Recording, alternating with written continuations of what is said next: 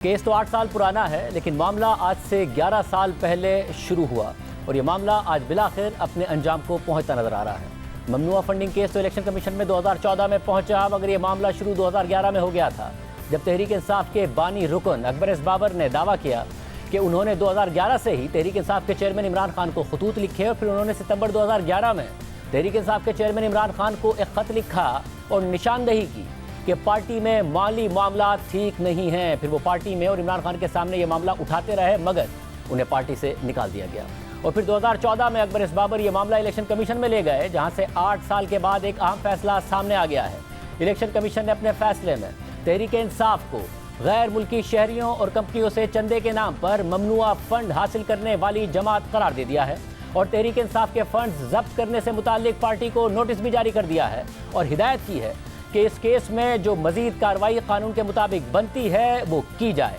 जिसमें यह केस वफाकी हुकूमत को भेजना भी शामिल है। तहरीक इंसाफ ने इस फैसले को मुस्तरद करके इसे चैलेंज करने का ऐलान कर दिया है, मगर इलेक्शन कमीशन ने अपने फैसले में जो तफसीलात बताई हैं उसमें इमरान खान को एक पार्टी सरबराह की हैसियत से कवानीन के मुताबिक अपनी जिम्मेदारियां अदा करने में नाकाम करार दिया है और वाज़ेह किया है कि इमरान खान की तरफ से जो फॉर्म 1 के सर्टिफिकेट्स जमा कराए गए हैं वो गलत हैं। अब क्या इसके नताइज सिर्फ इमरान खान पर होंगे या बतौर सियासी जमात तहरीक इंसाफ पर भी होंगे? इलेक्शन कमीशन का फैसला आला अदालतों में बरकरार रह पाएगा या नहीं? आने वाले दिन तहरीक इंसाफ की मुस्तकबिल की सियासत के लिए अहम होंगे। Chief election commissioner Sikandar Sultan Raja की सरबराही में 3 रुकनी कमीशन ने तहरीक इंसाफ के ममनुआ फंडिंग केस से मुताल्लिक आज 70 सफ़हात पर मबनी फैसला जारी कर दिया है और इलेक्शन कमीशन के फैसले के मुताबिक कमीशन इस बात से मुतमईन है कि जो इमदाद और चंदा तहरीक इंसाफ ने हासिल किया है वो ममनुआ ज़राए से हासिल किया है, जिसमें मुत्तहिदा अरब अमारात की कंपनी बुटॉन क्रिकेट की तरफ से आए $21 लाख भी शामिल हैं। और पाकिस्तान तहरीक इंसाफ ने जानते हुए रजामंदी के साथ आरिफ नकवी की बुटॉन क्रिकेट नामी कंपनी से ममनुआ फंड्स हासिल किए। इसी तरह तहरीक इंसाफ ने जानते हुए और रजामंदी के साथ मुत्तहिदा अरब अमारात की ब्रिस्टल इंजीनियरिंग से $49,000 के ममनुआ फंड्स हासिल किए। इसी तरह तहरीक इंसाफ ने जानते हुए और रजामंदी के साथ ई प्लैनेट नामी गैर मुल्की कंपनी जो स्विट्जरलैंड में कायम है उससे $1 लाख वसूल किए। इसके अलावा दीगर कंपनी से भी फंडिंग ली गई और पाकिस्तानी कवानीन की खिलाफ वर्जी की गई। इलेक्शन कमीशन के मुताबिक पाकिस्तान तहरीक इंसाफ ने जानते हुए और रजामंदी के साथ पीटीआई कनाडा कॉरपोरेशन से $2,79,000 और PTI UK public private limited company से £7,92,000 हासिल किए। फैसले के मुताबिक तहरीक इंसाफ ने अपनी अमरीकी कंपनियों के जरिए 34 गैर मुल्की शहरियों और 351 गैर मुल्की कंपनियों से ममनुआ फंड्स हासिल किए और पाकिस्तान पॉलिटिकल ऑर्डर के आर्टिकल 2 और 6(3) की खिलाफ वर्जी की गई। इलेक्शन कमीशन के फैसले के मुताबिक तहरीक इंसाफ पाकिस्तान ने रुमिता शेट्टी नामी अमरीकी कारोबारी खातून जो भारतीय निजात हैं उनसे अतिये की मद में $13,750 हासिल किए और गैर मुल्की शहरियों से अतिये की मद में ममनुआ फंड्स हासिल किए। इससे पाकिस्तान पॉलिटिकल ऑर्डर के आर्टिकल 2 और 6(3) की खिलाफ वर्जी की गई और मजमूई तौर पर गैर मुल्की शहरियों, मुल्की और गैर मुल्की कंपनियों से तहरीक इंसाफ ने चंदे के नाम पर जो ममनुआ फंड्स हासिल किए उसमें $51 लाख शामिल हैं और पाकिस्तानी रुपयों में जो ममनुआ फंड्स हासिल किए वो रकम 22 करोड़ से जायद है। बरतानवी पाउंड्स में जो ममनुआ फंड हासिल किया गया वो £7,92,000 है। इलेक्शन कमीशन के फैसले के मुताबिक तहरीक इंसाफ ने इलेक्शन कमीशन में अपना जवाब दाखिल करते वक्त सिर्फ 8 अकाउंट्स की मिल्कियत तस्लीम की, जबकि 13 अकाउंट्स को तहरीक इंसाफ ने नामालूम अकाउंट्स करार दे दिया और कहा कि उनसे पीटीआई का कोई ताल्लुक नहीं है। लेकिन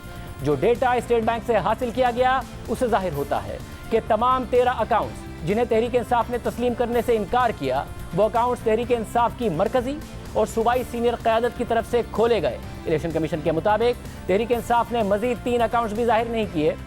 जो पार्टी की सीनियर लीडरशिप चला रही थी। पीटीआई की तरफ से 16 अकाउंट्स को जाहिर ना करना और उन्हें छुपाना पीटीआई की क़यादत की तरफ से एक संगीन गलती थी जो आइन के आर्टिकल 17 की शिक 3 की खिलाफ वर्जी है। और ये अकाउंट्स तहरीक इंसाफ के जिन रहनुमाओं ने खोले और चलाए उनमें इमरान इस्माइल, असद कैसर, कासिम खान सूरी, मियां महमूद रशीद और दीगर शामिल थे। फैसले के मुताबिक बैंक इस्लामी इस्लामाबाद का एक अकाउंट इमरान खान की दरख्वास्त पर पीटीआई डिजास्टर फंड के नाम से खोला गया, जिसकी दरख्वास्त पर इमरान खान और तहरीक इंसाफ के दीगर रहनुमाओं के दस्तखत भी हैं। इस अकाउंट से $2,60,00,000 से जायद की रकम निकाली गई और $3,30,00,000 से जायद की रकम डिपॉजिट की गई। इस अकाउंट से भी तहरीक इंसाफ ने लाताल्लुकी का इजहार कर दिया। इसी तरह हबीब बैंक इस्लामाबाद का एक अकाउंट जो तहरीक इंसाफ ने जाहिर नहीं किया वो इमरान खान की अपनी दरख्वास्त पर खोला गया था और इस दरख्वास्त पर इमरान खान और दीगर के दस्तखत भी मौजूद हैं। इस अकाउंट से $51,000 से ज्यादा की रकम निकाली गई और इतनी ही रकम इस अकाउंट में डिपॉजिट भी की गई थी। इलेक्शन कमीशन के मुताबिक एक और अकाउंट हबीब बैंक इस्लामाबाद में भी खोला गया और इमरान खान की दरख्वास्त पर ही खोला गया,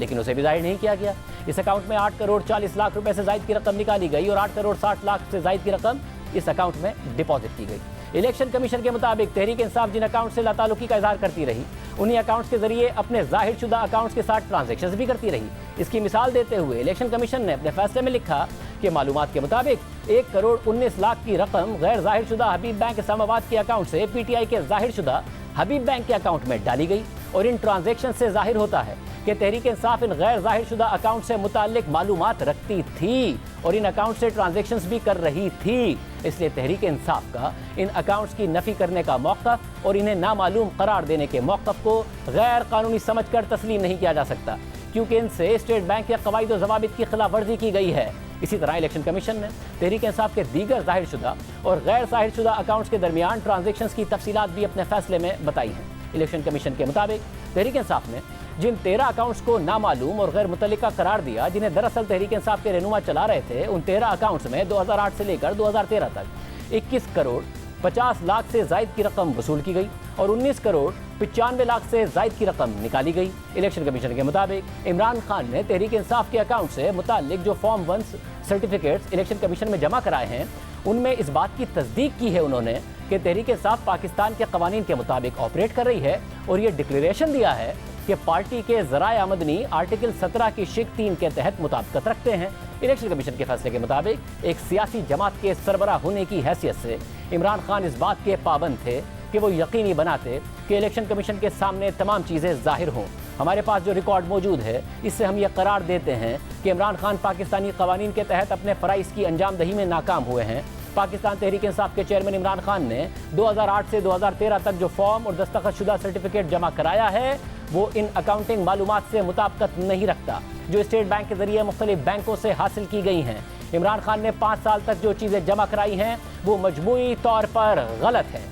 सिर्फ यही नहीं, इस कमीशन के सामने जांच पड़ताल और समाअत के दौरान भी तहरीक इंसाफ ने अपने फंड से मुताल्लिक ज़राए को मुकम्मल तौर पर जाहिर होने से छुपाया और रोके रखा। इसलिए कमीशन मौजूदा रिकॉर्ड की रोशनी में यह करार देता है कि यह केस आर्टिकल 17 की शिक 3 और पॉलिटिकल पार्टी ऑर्डर के आर्टिकल 6 की शिक 3 और आर्टिकल 2 की झेली शिक C के ज़मरे में आता है। इसलिए कमीशन हिदायत करता है कि पाकिस्तान तहरीक इंसाफ को पॉलिटिकल पार्टी रूल्स के तहत नोटिस जारी किया जाए और पूछा जाए कि इन ममनुआ फंड्स को क्यों जब्त ना किया जाए। इलेक्शन कमीशन यह हिदायत भी करता है कि इस फैसले की रोशनी में कोई भी कार्रवाई कानून के मुताबिक हो, उसका आगाज़ किया जाए, जिसमें इस केस को वफाकी हुकूमत को भेजना भी शामिल है। ये इलेक्शन कमीशन का फैसला था और इलेक्शन कमीशन ने तहरीक इंसाफ को जिन शिकों की खिलाफवर्जी का मुर्तकिब करार दिया है, इसमें पहली शिक आइन के आर्टिकल 17 की शिक 3 है। इस शिक के मुताबिक सियासी जमात कानून के मुताबिक अपने फंड्स के ज़राए आमदनी की जवाबदेह है। इसी तरह जो पॉलिटिकल पार्टी ऑर्डर 2002 के आर्टिकल 6 की शिक 3 कहती है कि कोई भी इमदाद बिलवास्ता या बिलावास्ता किसी भी गैर मुल्की हुकूमत, मल्टीनेशनल या मुल्की सरकारी या प्राइवेट कंपनी या एसोसिएशन की तरफ से आए तो वो ममनुआ तसव्वुर की जाएगी और सियासी जमातें सिर्फ इनफरादी हैसियत में लोगों से इमदाद ले सकती हैं। जबकि पॉलिटिकल पार्टी ऑर्डर के आर्टिकल 2 की झेली शिक C की क्लॉज 3 कहती है कि फॉरेन एडेड पार्टी वो पार्टी होगी जो कोई भी इमदाद माली या दीगर किसी भी गैर मुल्की हुकूमत, सियासी जमात या गैर मुल्की शहरियों से लेती है। अब ये 3 कवानीन का इतलाक इस केस के अंदर इलेक्शन कमीशन ने किया है। मामला वफाकी हुकूमत को भिजवाने की भी हिदायत की है और तहरीक इंसाफ के ममनुआ फंड्स को जब्त करने से मुताल्लिक पार्टी को शो कॉज नोटिस भी जारी कर दिया है। जबकि तहरीक इंसाफ ने इस पूरे मामले पर एक दिलचस्प मौक़िफ़ इख्तियार किया है। आज तहरीक इंसाफ के तर्जुमान फवाद चौधरी ने कहा कि इमरान खान को ऑडिटेड अकाउंट्स मिलते हैं और जब ऑडिटर कह रहा है कि सारे अकाउंट्स लीगल हैं तो मैं वही करूंगा। इमरान खान को जब 16 अकाउंट्स का पता ही नहीं तो वो ये अकाउंट्स कैसे जाहिर करेंगे? मिस डिक्लेरेशन नहीं की ना। देखिए ना, मैं इमरान खान को एक ऑडिटेड अकाउंट मिलते हैं। हम अपने अकाउंटेंट से कह रहे हैं, जैसे मसलन नारफ नकवी का आप लेते हैं, मुझे मेरा ऑडिटर कह रहा है कि ये सारे अकाउंट्स लीगल हैं, मैं अपने अकाउंटेंट के ऊपर बिलीव करके साइन कर दूंगा। तो मुझे तो जो बताया जा रहा है, मैंने तो अपने जो फैक्ट्स जो मुझे मालूम है उसी के ऊपर करना है ना। ये जो 16 अकाउंट्स जो कह रहे हैं कि इमरान खान को डिक्लेयर करने चाहिए थे, अगर इमरान खान को पता ही नहीं तो वो कैसे डिक्लेयर करेंगे? तो ये हम उसका जवाब भी बाद में दे देंगे। और दिलचस्प बात यह है कि जो अकाउंट जाहिर नहीं किए हैं और जिनसे मुतालिक फवाद चौधरी दावा कर रहे हैं कि इमरान खान को इनका इल्म नहीं है, उनमें से बाज़ अकाउंट्स को खोलने की दरख्वास्त इमरान खान ने दी थी, उनके दस्तखत भी मौजूद हैं और उन दरख्वास्तों पर इलेक्शन कमीशन के मुताबिक इमरान खान के दस्तखत मौजूद हैं। इसी तरह जो इस केस में सबसे अहम मामला सामने आया है वो गैर मुल्की शहरी और कंपनियों से मुतालिक फंड्स हासिल करने का है, जिन पर पाकिस्तान में पाबंदी है। इलेक्शन कमीशन ने अपने फैसले में आरिफ नकवी की बुटॉन क्रिकेट नामी कंपनी से तहरीक इंसाफ को $21 लाख की अदायगी का भी जिक्र किया है, जबकि फाइनेंशियल टाइम्स की स्टोरी के मुताबिक यह पैसे गैर मुल्की पाकिस्तानियों से नहीं बल्कि आरिफ नकवी की कंपनी अबराज से आए। इसके अलावा $12 लाख मुत्तहदा अरब अमारात के शेख अल नयान से आए और जाहिर है ये भी पाकिस्तानी कवानीन के मुताबिक गैर कानूनी है। अब हुकूमत इस हवाले से कार्रवाई का इंदिया दे रही है, जबकि तहरीक इंसाफ अब भी अपने मौक़िफ़ पर कायम है कि इस फैसले से गैर मुल्की फंडिंग साबित नहीं हुई है, जबकि तहरीक इंसाफ ने इस फैसले को बदनीयती पर मबनी करार देकर मुस्तरद कर दिया है, इसे चैलेंज करने का ऐलान कर दिया है।